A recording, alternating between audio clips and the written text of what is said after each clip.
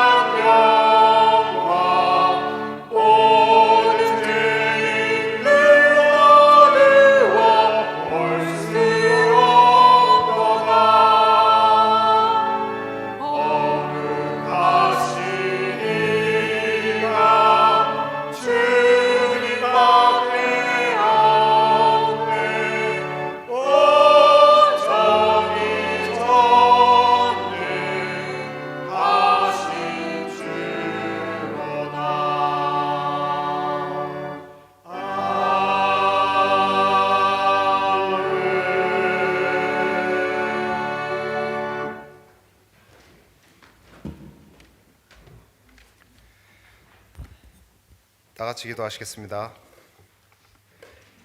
인간의 생사화복을 주관하시며 사랑과 은혜가 풍성하신 하나님 아버지, 오늘도 주님의 크신 은혜와 사랑 가운데 저희를 불러주시고 함께 예배하게 하심을 감사드립니다. 먼저 지난 한 주간을 돌아보며 우리의 죄를 회개합니다. 다윗이 시편 51장 10절에서 고백하였듯이 하나님이여 내 속에 정한 마음을 창조하시고 내 안에 정직한 영을 새롭게 하소서라고 기도합니다. 우리의 생각과 말과 행동이 주님 앞에 합당하지 못했음을 회개하오니 주님의 보혈로 깨끗하게 씻어내 주시고 새 마음을 허락하여 주옵소서. 주님, 우리는 크리스찬이라는 이름을 가지고 살아가고 있지만 과연 이름답게 살아왔는지 돌아봅니다. 주님의 사랑을 실천하며 살았는지, 우리의 삶이 주님의 빛과 소금의 역할을 감당했는지 되돌아보며 회개합니다. 주님을 닮아가야 할 삶 속에서 여전히 세상의 것들에 흔들리고 마음이 부족하여 넘어졌던 저희를 용서하시고 다시금 주님의 길로 나아갈 힘과 용기를 허락하여 주옵소서. 또한 예수님을 닮은 삶을 살아가길 원합니다. 우리의 마음과 생각이 변화되게 하시고 우리의 삶이 주님의 사랑과 겸손을 드러내는 통로가 되게 하옵소서. 우리의 가정과 일터, 교회와 세상 속에서 주님의 사랑과 진리를 실천하는 자들이 되도록 인도하여 주시옵소서. 주님, 이 땅을 다스리시는 하나님, 미국의 경제와 세계 평화를 위해 또한 기도합니다. 각 나라의 지도자들에게 지혜와 분별력을 주셔서 자신들만의 이익이 아닌 국민과 세계의 평화를 위해 올바른 결정을 내리게 하옵소서. 불안과 갈등 속에서 고통받는 이들이 위로받고 서로를 배려하며 협력하는 세상이 되도록 역사하여 주시옵소서. 특히 우리의 조국 대한민국을 위해 기도합니다. 정치적으로 안정되게 하옵시고 경제적으로 회복과 성장이 있도록 인도하여 주옵소서. 외교적으로도 지혜를 주셔서 국제사회에서 화합하며 발전할 수 있도록 이끌어 주시고 어려운 상황 속에서도 국민들이 희망을 잃지 않고 하나 되어 나아갈 수 있도록 도와주시옵소서. 주님, 성유한 교회를 위해 간절히 기도드립니다. 초대 교회처럼 성령의 능력이 충만한 공동체가 되게 하시고 베드로와 바울이 그랬던 것처럼 복음을 전하는 사명을 감당하는 교회가 되게 하옵소서. 또한 교회를 위해 헌신하는 모든 조력자들에게 힘과 지혜를 주시고 이들이 기쁨으로 사역을 감당할 수 있도록 주님의 은혜를 부어 주시옵소서. 우리의 기도를 들어주시고 응답하시는 주님을 찬양하며 이 모든 말씀 우리를 위해 십자가에 달려 돌아가신 예수 그리스도의 이름으로 기도드립니다. 아멘.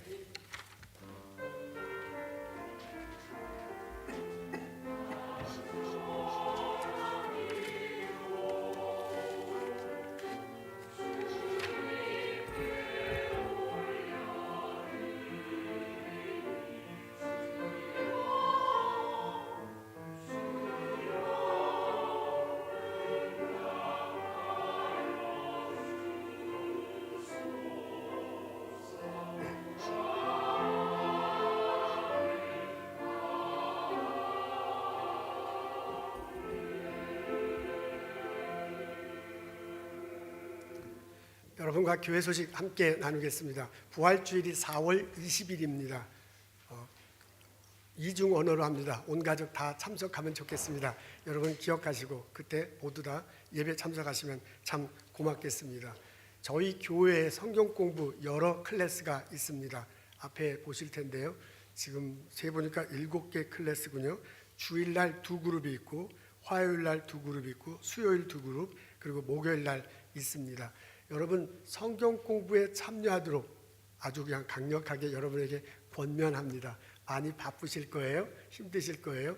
그래도 꼭 날짜를 이렇게 잘 선택하셔가지고 성경 공부에 같이 참여하고 배우고 삶을 격려했으면 좋겠습니다. 최한필 권사님에게 문의하시면 됩니다. 오늘 저희 교회 방문하신 분 소개하고 싶습니다. 장수인 권사님이 송인복 성도님 이렇게 모시고 왔네. 보선에 사시나요? 네, 이렇게 와주셔서 감사합니다. 박수로 환영합니다. 어서 오십시오. 우리 지난주에 배아롬 성도님이 오셨어요. 액튼에 사신다고 합니다. 박서윤, 박서진 초등학교 2 학생들 데리고 왔었는데 오늘 이제 또 방문해 주셨군요. 오늘은 남편하고 같이 오셨습니다. 박병훈, 제가 제대로 읽는 건가요? 병훈이 맞네요. 이렇게 온 가족이 와주셔서 감사해요. 우리 큰 박수로 환영하겠습니다. 어서 오십시오. 액튼이 아주 동네가 좋은 동네인 것 같습니다. 아이고 우리 김 집사님 저 집사님 아주 좋아하십니다. 여러분 만나서 반갑습니다. 어서 오십시오. 우리 일어나셔서 함께 인사 나누도록 하겠습니다. 주님의 이름으로 환영합니다. 어서 오십시오. 축복합니다. 감사합니다. 어서 오세요. 어서 오십시오. 어서 오십시오. 어서 오십시오.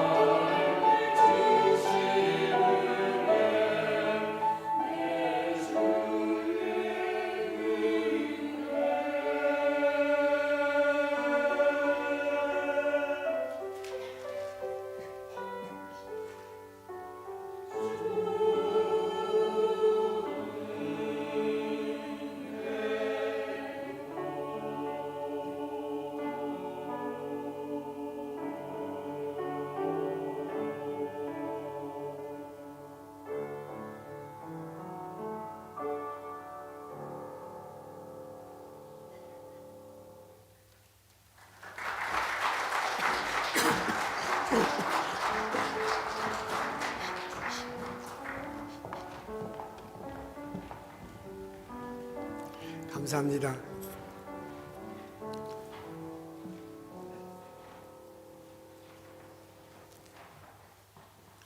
오늘 저희들 읽은 말씀은 누가복음 9장입니다. 누가복음 9장 30절부터 33절입니다. 제가 읽겠습니다. 문득 두 사람이 예수와 함께 말하니 이는 모세와 엘리야라. 영광 중에 나타나서 장차 예수께서 예루살렘에서 별세하실 것을 말하세. 베드로와 및 함께하는 자들이 깊이 졸다가 온전히 깨어나 예수의 영광과 및 함께 선 두 사람을 보더니 두 사람이 떠날 때 베드로가 예수께 여짜오되 주여 우리가 여기 있는 것이 좋사오니 우리가 초막셋을 짓되 하나는 주를 위하여 하나는 모세를 위하여 하나는 엘리야를 위하여서 하사이다 하되 자기가 하는 말을 자기도 알지 못하더라. 아멘.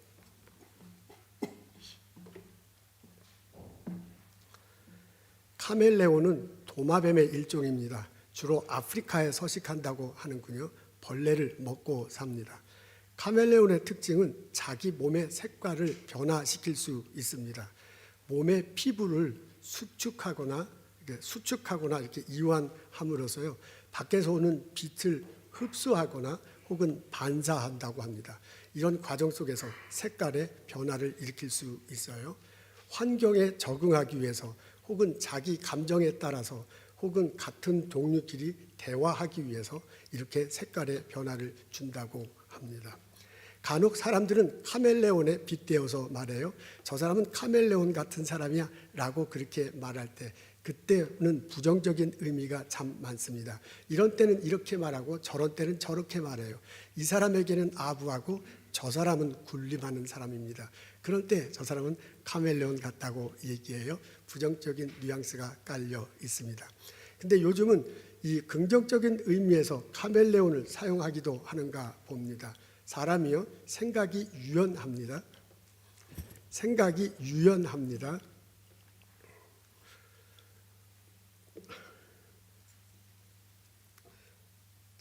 잘 들리시죠? 생각이 유연합니다. 사람과의 관계를 원만하게 맺습니다. 그리고 변화에 능동적으로 대한다. 이제 그런 사람을 볼 때 카멜레온 같은 사람이다라고 그렇게 표현하기도 한데요. 그중에는 긍정적인 면이 깔려 있습니다.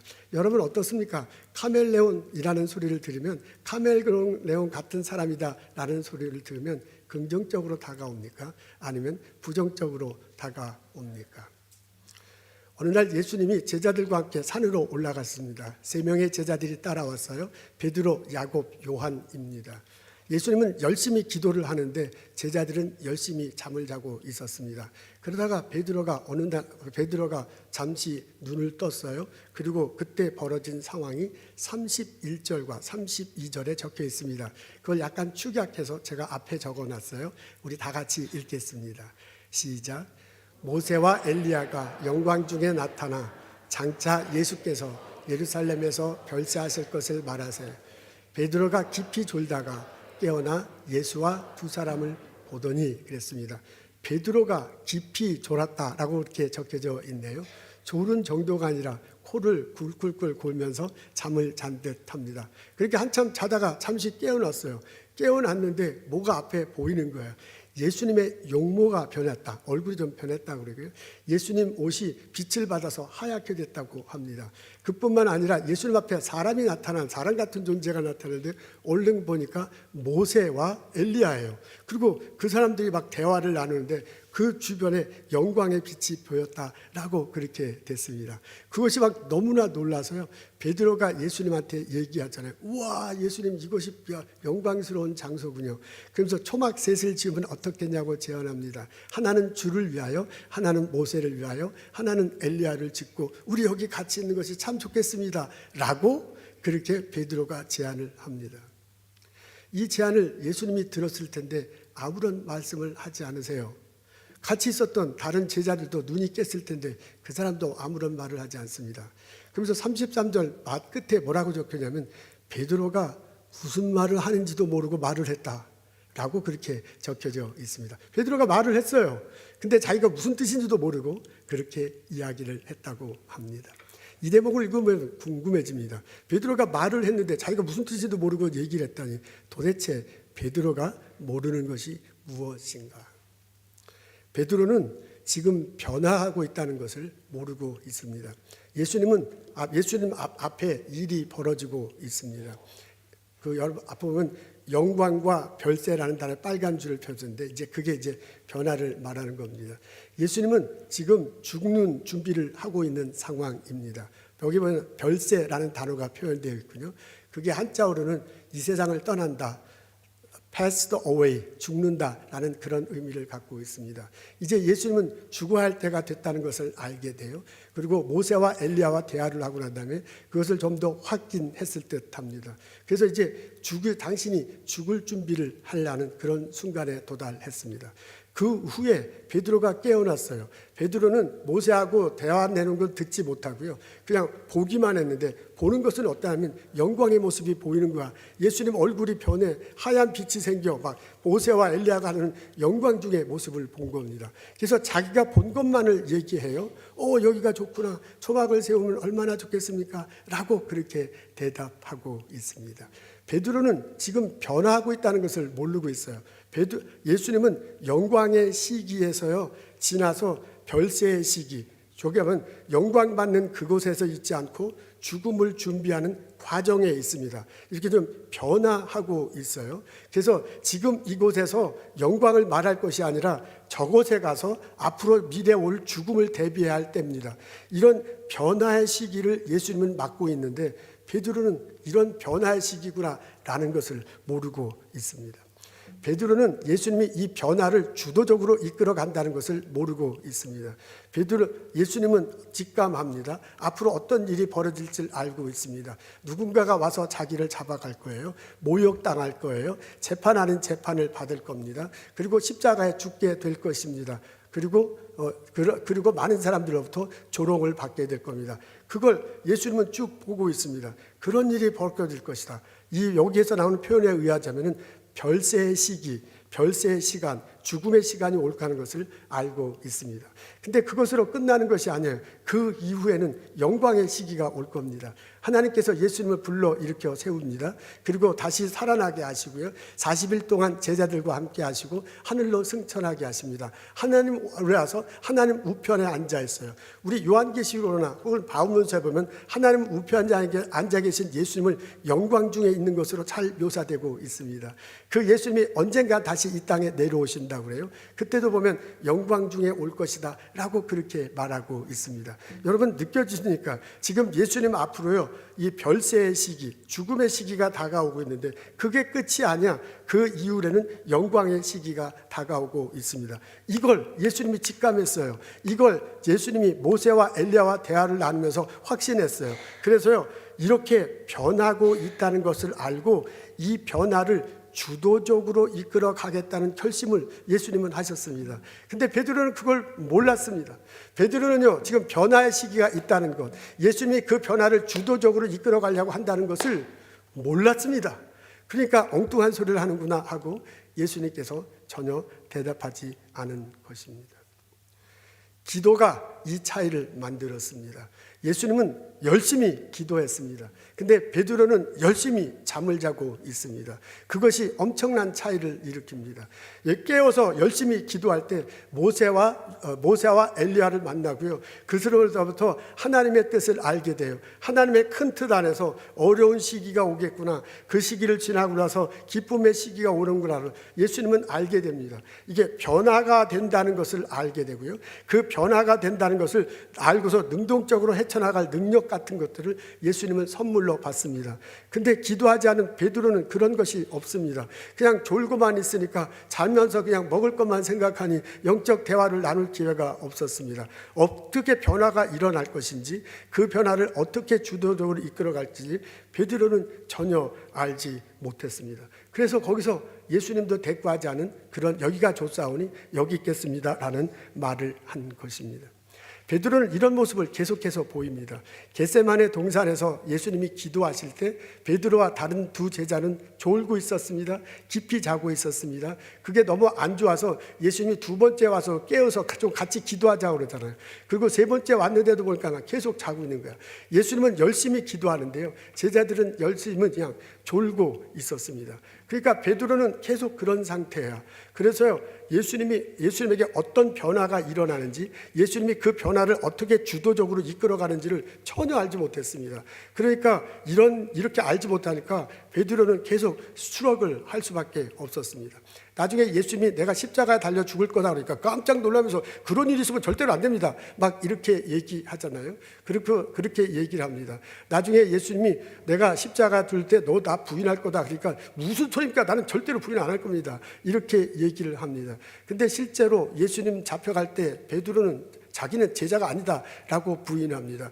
예수님 십자가에 달려 돌아가실 때 그분은 어디 있었는지도 잘 몰라. 나중에 부활하신 예수님을 만나고 나서도요, 시큰둥하잖아요. 부활하신 예수님 만나고 나서도 나 갈릴리 호수 가서 고기 잡을래 하고 그렇게 가고 있습니다. 완전히 베드로는 겉돌았어요. 베드로는 완전히 스트럭을 하고 있습니다. 이런 그가 변한 게 언제냐면 다락방에서 기도할 때입니다. 예수님 승천하고 난 다음에 제자들이 모여서 기도하잖아요. 힘껏 기도할 때 성령께서 역사하셔. 그때 베드로의 눈이 떠는 거예요. 그때 베드로가 하나님의 큰 뜻이 있음을, 하나님의 그 큰 뜻 안에서 세상이 변화하고 있음을 그때서야 처음 알았습니다. 그래서 이렇게 변화되는 것을 알고요, 이 변화를 내가 주도해야 되겠다는 그런 마음을 갖게 됩니다. 이제 어둠의 세계는 물러가고 빛의 세계가 왔다, 이렇게 변하고 있다는 것을 그때서야 알고 그때서야 나가서 복음을 증거합니다. 우리식으로 얘기하면 변화되고 있다는 것을 그때서야 알고 그때서야 변화에 주도하면서 살아가고 있게 됩니다. 기도가 엄청난 차이를 만들었습니다. 기도하는 예수님은 하나님의 큰 뜻 안에서요, 세상이 변화한다는 것을 보고 알았습니다.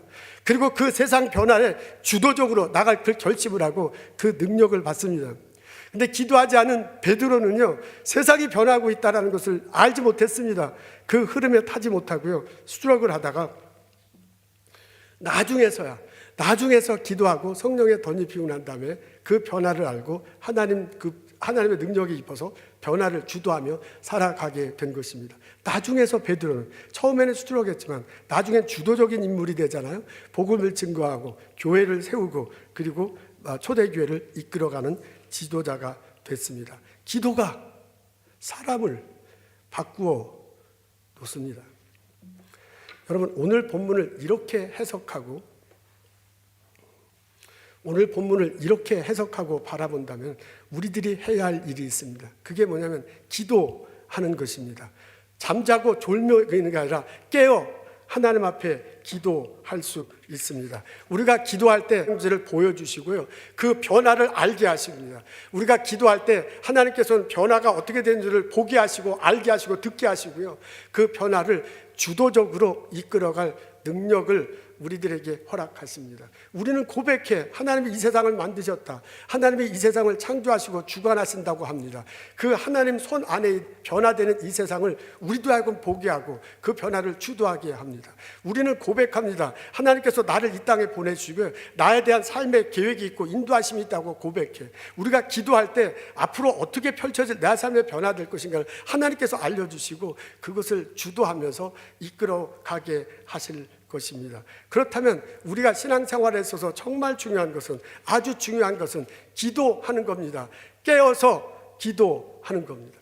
여러분, 기도하는 시간을 정해놓고 기도하면 얼마나 좋겠습니까? 하루 일과를 아침에 일어나서 바로 교회 와서 새벽 기도에 오면 참 좋겠죠. 여러분, 새벽 6시에 오면 누군가는 이 교회 안에서 기도하고 있습니다. 그런 기도에 같이 참여하면 얼마나 좋겠습니까? 근데 우리가 거리가 멀고 그래서 이제 그렇게 하기는 어렵고 하면은 집에서 기도할 수 있어요. 일어나자마자 가장 먼저 어떤 장소를 정해놓고 기도를 하는 겁니다. 짧으면 짧게, 길게 하루를 위해서 기도하는 겁니다. 여러분, 일터에 가서 일을 시작하기 전에 하나님께 기도할 수 있습니다. 학생들 가르치기 전에 강의실에서 짧게 기도할 수 있습니다. 연구에 들어가기 전에 기도할 수 있습니다. 비즈니스를 열기 전에 그 땅에 그 비즈니스 장소에서 무릎 꿇고 앉아서 하나님께 기도할 수 있습니다. 하나님 보여주시옵소서, 하나님 들려주시옵소서, 세상이 돌아가는 것을 알게 해주시옵소서, 내가 어떤 것을 보아야 되는지, 내가 누구를 만나야 될지, 내가 어떻게 헤쳐나갈지 저에게 보여주시고 들려주시고 알려주십시오. 그리고 이것을 헤쳐나갈 능력을, 내가 주도적으로 이 변화를 이끌 능력을 저에게 허락해 주십시오 라고 기도할 수 있습니다. 하나님께서 응답하시리라고 믿습니다. 예수님이 피땀 흘려 기도할 때 하나님께서 그 변화를 보여주시고 그것을 주도적으로 이끌어갈 능력을 주신 하나님이 우리에게도 똑같은 은혜를 허락하여 주실 줄로 믿습니다.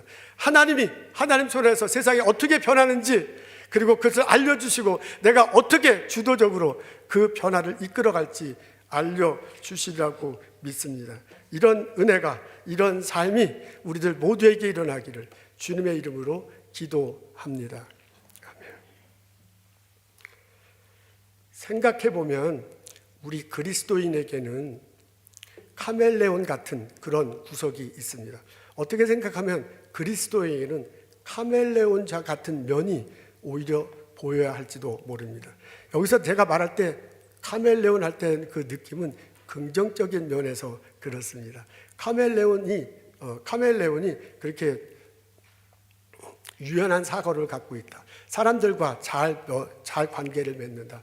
환경에 잘 대처한다. 이제 그런 점에서 그런 카멜레온 같은 면이 우리에게도 필요하지 않는가 생각합니다.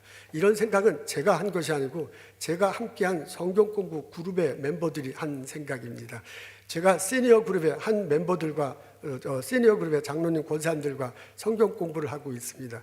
그 책자에 보니까 카멜레온 그리스도인 이런 용어가 나왔어요. 이제 그것을 토론하는 과정 중에 제가 깜짝 놀랐습니다. 일단 우리는 카멜레온 하면 이제 부정적으로 이렇게 생각해야 되는데 우리 어르신들은 그렇지 않더라고요. 긍정적으로 그것을 받아들입니다. 카멜레온이 뭐가 나쁘냐? 그게 색깔을 자꾸 변화시키면서 환경에 잘 영향한다. 그리고 이게 미생물만 잡아먹을 뿐이지 다른 동물에게 해를 끼치지 않고 다른 사람들에게도 해를 끼치지 않는다. 이건 완전히 생각이 달라요. 그러면서 오히려 그 카멜레온 면 같은 면이 우리들에게도 필요하다라는 그런 얘기를 듣고 제가 가만히 들어보니까 그런 면이 있다라는 생각이 들었습니다. 우리들은요 생각에 유연할 필요가 있습니다. 십자가 다시고 부활하신 예수 그리스도, 그분을 통해 내가 구원받는다. 이건 절대로 변할 수 없죠. 이것은 어느 누구하고 바꿀 수 없어. 그러나 그런 단단한 고백 안에서 우리는 세상을 좀 유연하게 바라보아야 필요가 있습니다. 우리는 예수님의 가르침이 있습니다. 예수님 가르침대로 살아야지. 절대로 양보하면 안 돼. 그렇지만 또한 그 예수님이 용서하라, 포용하라, 사랑하라 그렇게 말을 했어요.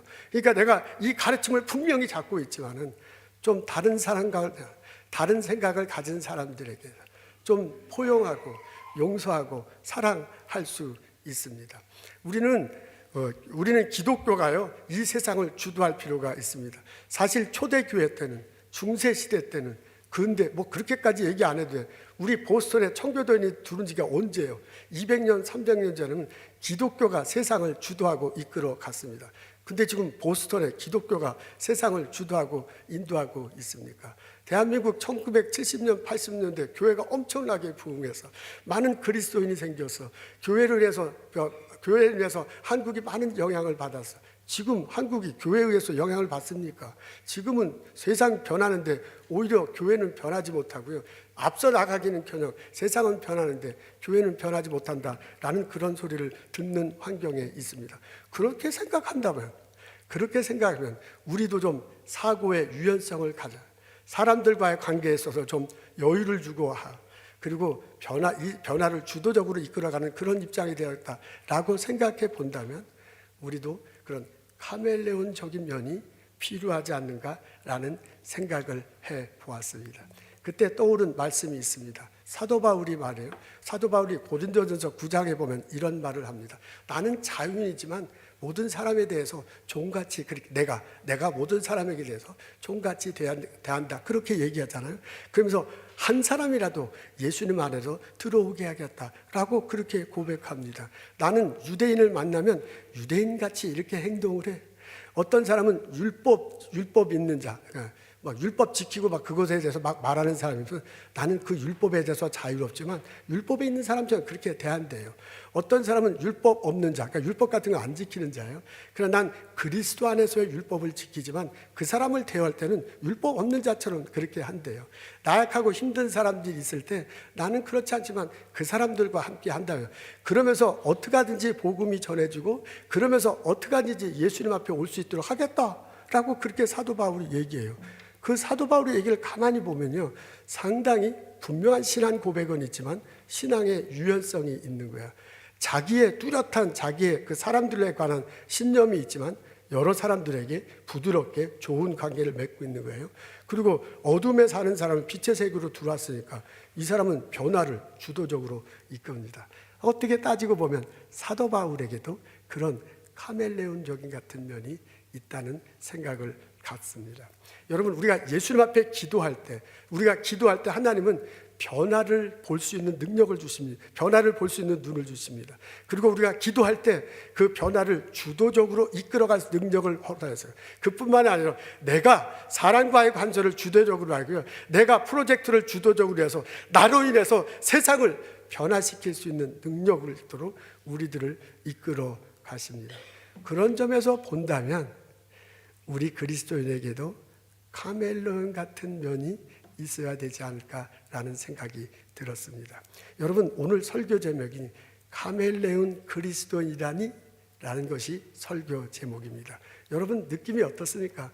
카멜레온 그리스도라면 긍정적으로 받아들입니까? 아니면 부정적으로 다가옵니까? 저는 긍정적으로, 아니 우리 성경 공부 같이 하는 장로님 권사님들은 긍정적으로 받아들였으면 참 좋겠습니다. 내가 그리스도 할 때, 기도할 때 세상의 변화를 잃고 그리고 세상을 주도할 능력을 얻게 합니다. 그것이 내게 주어질 때 내 주변의 사람들에게 좋은 일들이 자꾸 이렇게 생각합니다. 내가 사고가 유연해지고 사람들과의 관계가 밀접해질 때 내 안에는 풍성한 열매를 맺히게 될 것입니다. 예를 들자면 이런 겁니다. 내가 두 사람과 대화를 할 때, 내가 두 사람이 모여서 협상할 때 내가 주도적으로 협상을 이끌어가서 좋은 결과를 낼 수 있습니다.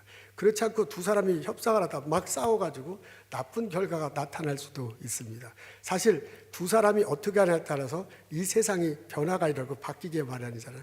그런 거하고 똑같아. 내가 누군가 대화를 할 때 주도적으로 잘 대화해서 좋은 변화를 이끌어나는 그런 일을 할 수 있습니다. 하나님께서 내게 능력 주셔서 그런 일들이 우리 삶 속에서 이루어진다고 저는 그렇게 고백합니다. 차트랜드, 타냐 차트랜드, 존 바흐라는 심리학자가 있군요. 이분이 1999년도에 무의식적인 행동이 인간관계에 미치는 영향을 연구하고 논문으로 발표했습니다. 제가 이 논문을 직접 읽어본 건 아니지만 요약한 글을 읽어본 이렇거든요. 실험에 참석할 사람 20명을 모집합니다. 그리고 10명씩 따로 해놓습니다. 이 20명에게 12개의 사진을 보여줘요. 그리고 그 사진의 내용이 무엇인지, 그것이 어떤 기분이 드는지를 말하게 하는 겁니다. 조교는, 그 말 듣는 사람은 조교인데 조교는 한 사람이야. 먼저 조교 한 사람이 이쪽 그룹, 10명의 그룹에 가서 말을 하게 하고 듣습니다. 근데 이때 조교가 어떻게 하냐면 한 사람 말을 할 때 그 사람이 말을 할 때 이렇게 머리를 긁으면 조교도 머리를 긁어요. 그 사람이 볼펜을 돌리면 조교도 볼펜을 돌려. 어떤 사람은 말을 할 때 이렇게 다리를 떤대요. 그러면 조교도 다리를 떠는 거야. 그렇게 하면서 10명과 대화를 했습니다. 또 다른 10명과 할 때는 뭐냐면 조교가 전혀 상대방의 행동을 하지 않는 거예요. 상대방이 얘기하는 것을 적기만 합니다. 그렇게 해서 10명의 실험을 끝냈습니다. 근데 이렇게 실험을 하고 난 다음에 놀라운 결과가 나타났대요. 이렇게 조교가요, 상대방이 말할 때 그 행동을 따라한 그룹에 있는 사람들은 이 조교에 대해서 친밀한 느낌이 가졌어요. 그리고 자기가 좀 잘했다라는 느낌이 들고 뭔가 좀 성취감을 이렇게 느꼈다고 합니다. 근데 또 다른 10명의 그룹은 그렇지 않아요. 전혀 상대방이 한 대로 따라하지 않고요, 그냥 얘기만 듣는 그 그룹에 있었던 사람은 그냥 끝났구나, 뭐 이거 별거 아니네 라는 그 정도의 느낌을 가졌다는 겁니다. 여러분, 심리학자는요, 이 조교의 역할에 굉장히 관심을 해요.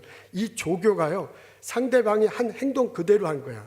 상대방 그대로, 그거를 이제 카멜레온 이펙트, 상대방이 말하고 행동 그대로 이렇게 함을 통해서 상대방에게 친밀함을 주고요, 상대방의 관계를 원활하게 만들고요, 이 원활한 관계 속에서 새로운 일들이, 창조적인 일들이 벌어질 수 있다, 지금 그런 주장입니다. 여러분, 이 실험을 덴마크에서는 이렇게 해봤다고 합니다. 식당에 가서 주문을 하는데 종업원은 한 사람이에요. 이제 제 식당에 이제 사람들은 여러 명이 오죠. 근데 이 똑같은 종업원인데 어떤 사람들에게는 나에게 스파게티 주세요. 그러면 이 종업원이 스파게티 주문 받았습니다. 드리겠습니다. 라고 말을 하는 거야. 스파게티라는 말을 분명히 해요. 이렇게 여러 사람에게 하고요. 또 다른 사람에게는 뭐라고 하냐면 스파게티 주십시오 라고 말할 때 알았습니다 하고 가서 스파게티를 줬다고 합니다. 근데 나중에 이제 그 음식 오더한 사람들을 이렇게 조사해 보니까 놀랄만한 일이 있었습니다. 스파게티 주문 받았습니다 라고 말한 사람들 있죠. 그런 자기가 주문할 때 그렇게 말을 들은 사람들, 그 사람들이 훨씬 더 레스토랑이 좀 편안하다, 내가 좀 대접받는 것 같다, 음식이 맛있다라는 기분이 들었대요. 그런데 여기서 알겠습니다 라고 말한 사람은 내가 음식이 편안하다, 대접받았다라는 기분이 훨씬 더 덜 듣게 되는 겁니다. 근데 더 놀라운 것은 팁에 의해서 차이가 져요. 이게 스파게티 받았습니다 말을 들었던 그룹이요, 안 들었던 것보다 팁이 70%가 더 많대요. 이거 참 놀랄만한 일이지 않습니까? 여러분 그 종업원의 역할이 그 말을 한 것을 그대로 말하는 게 그게 바로 이제 카멜레온이다. 그래서 심리학자는 이렇게 카멜레온 이펙트다라고 그렇게 말을 합니다. 여러분 이게 연결이 되는지 모르겠어요. 제가 말 필요가 없어서 연결이 제가 되는지 모르지만 이게요 세상을 변화시키는데 제일 먼저 시작하니까 사람과 사람이잖아요. 사람이 잘 만나야 그 사람이 마음이 맞아요. 내 팀에 능력 있는 사람이 와야 내가 지시하는 대로 다 하는 사람이 있으면 놀라운 결과가 있습니다.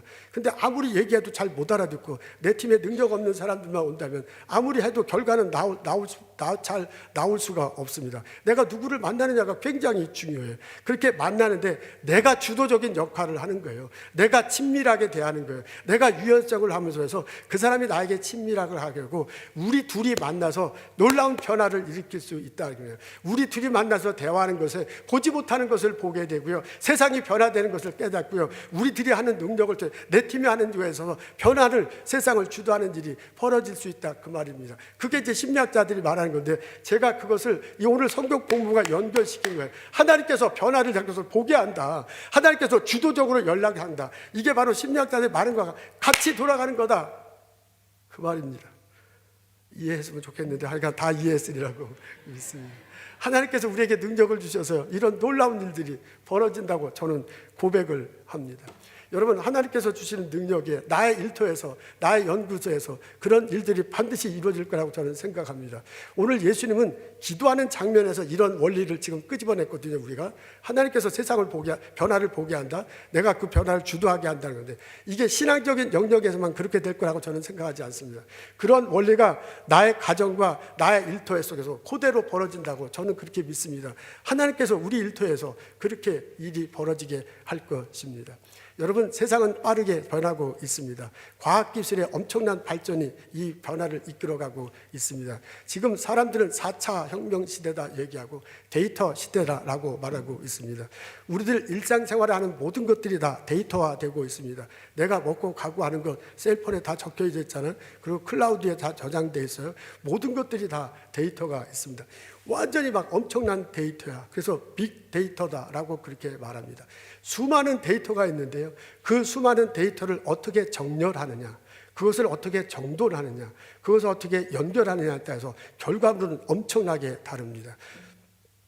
그러니까 데이터를 취급하고 새로운 것들을 가공해야 돼. 남들이 보지 못한 것을 보고해야 하고 남들 알지 못하는 것을 연결해야 되는 그런 시대가 됐습니다. 그걸 도와주는 게 AI래요. 그래서 AI가 이것을 연결시키고 가공하고 무엇을 만든다는. 근데 그 AI도 사용하는 내가 무슨 명령을 하느냐에 따라서 과정과 결과가 그렇게 다르다면서요. 그렇다면 결국 내가 알아야 돼. 내가 AI를 사용하더라도 내가 제대로 돼 있어야 이 AI를 제작하고 그 데이터를 추구해서 엄청난 일을 만들어낼 것입니다.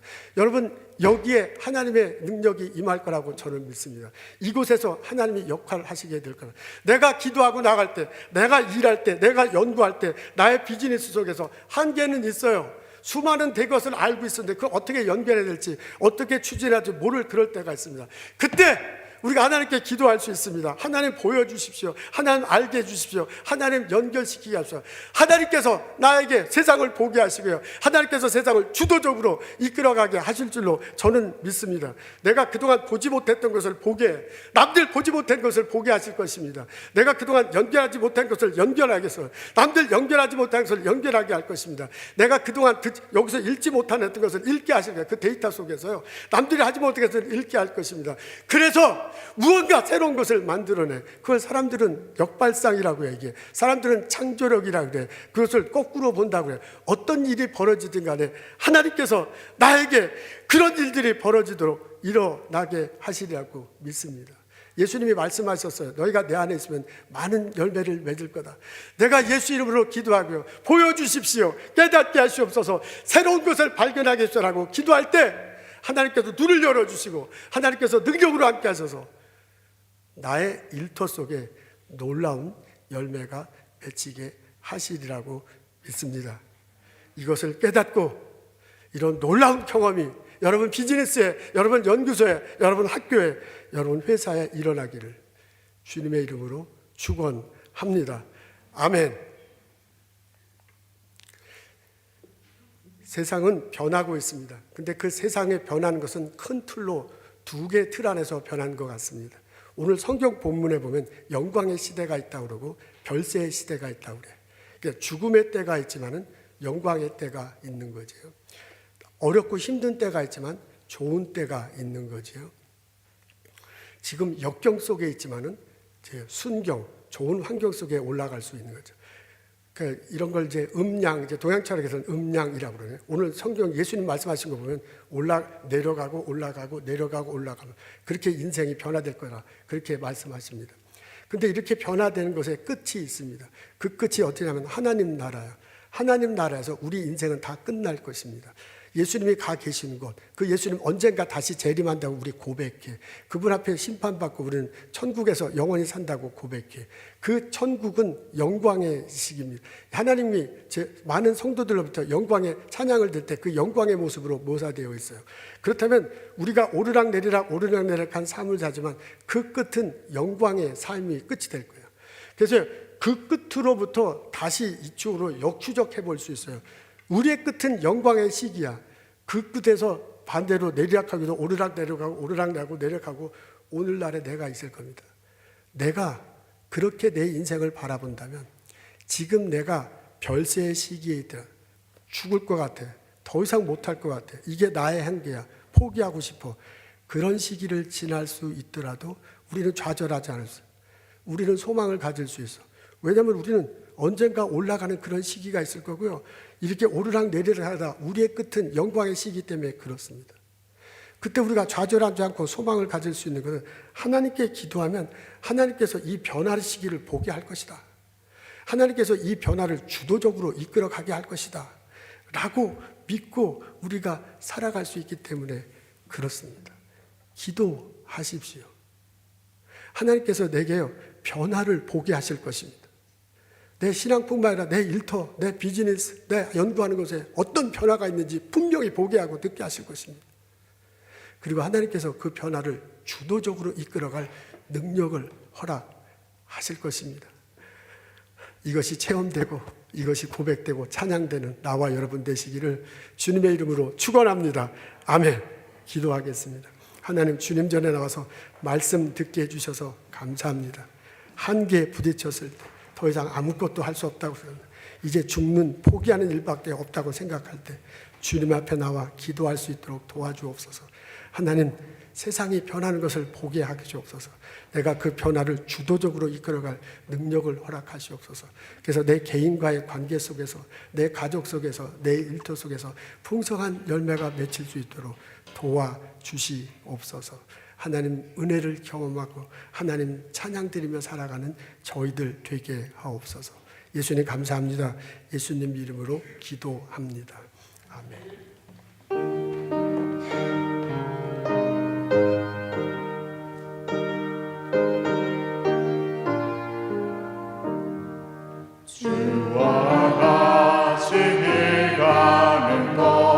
즐거운 일 아닌가.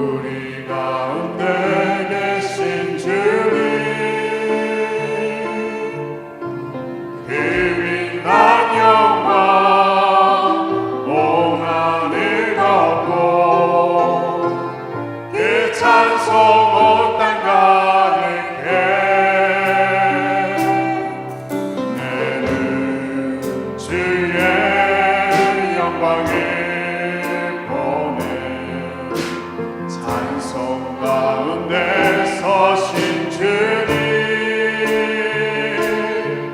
주님의 얼굴을 온 세상 향하네 권능의 발을 드셨네 주의 영광 이곳에 가득해 우리 선에 주님과 함께 찬양하며 우리를 전진하리 모든 열방 주 볼 때까지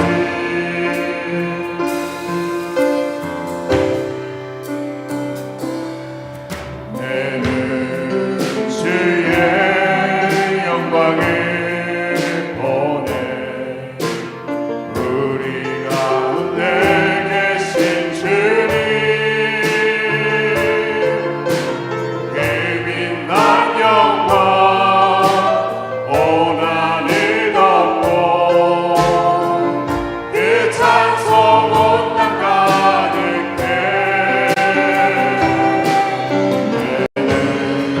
주의 영광을 보내 찬송 가운데 서신 주님 주님의 얼굴을 온 세상 향하네 권능의 발을 드셨네 주의 영광 이곳에 가득해 우리 선에 주님과 함께 찬양하며 우리를 전진하리 모든 열방 주 볼 때까지 하늘 아버지 우리 새롭게 하사 열방 중에서 주를 섬기게 하소서 모든 나라 일어나 찬송 부르며 영광의 주님을 오게 하소서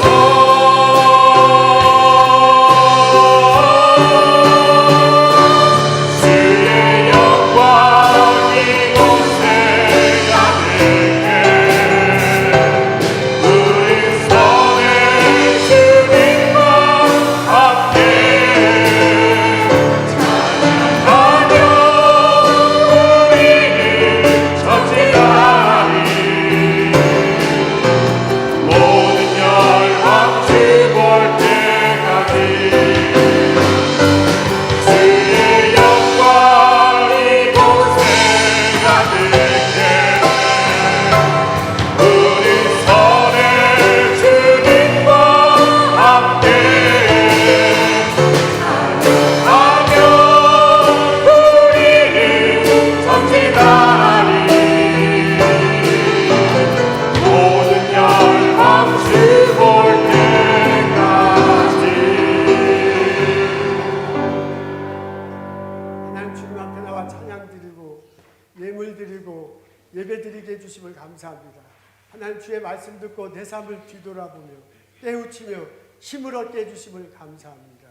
하나님 이곳에서 드리는 예배가 나의 삶 속에서도 드러나게 하옵소서. 나의 말과 행동과 일터에서 일을 통해서 하나님께 예배하고 하나님께 주신 은혜를 체험하며 살아갈 수 있도록 인도하여 주옵소서. 하나님 저의 기도 들어주시옵소서. 하나님 저가 기도할 수 있도록 인도하옵소서. 하나님 내가 진심으로 주님께 매달리며 통곡하며 기도할 수 있도록 저를 붙들어 주옵소서. 그 기도 속에 저를 만나주시고 세상을 볼 수 있는 눈을 열어주시고 세상을 주도적으로 이끌어갈 능력을 허락하여 주옵소서. 나를 통해서 주변 사람들이 화목하게 되고 나와 그 사람을 통해서 놀라운 변화가 일어나게 하시며 나의 일터에서 놀라운 결과가 놀라운 열매들이 맺힐 수 있도록 축복하옵소서. 하나님 비즈니스나 손길 주님 축복하소서.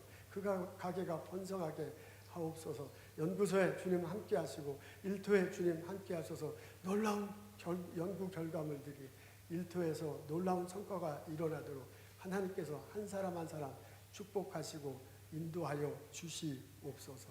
하나님 주께서 주신 많은 것 기억하고 거룩하게 구별하여 하나님께 예물 드립니다.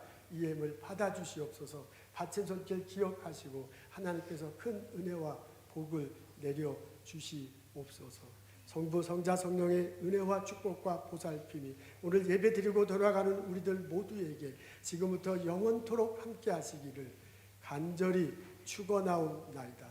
아멘.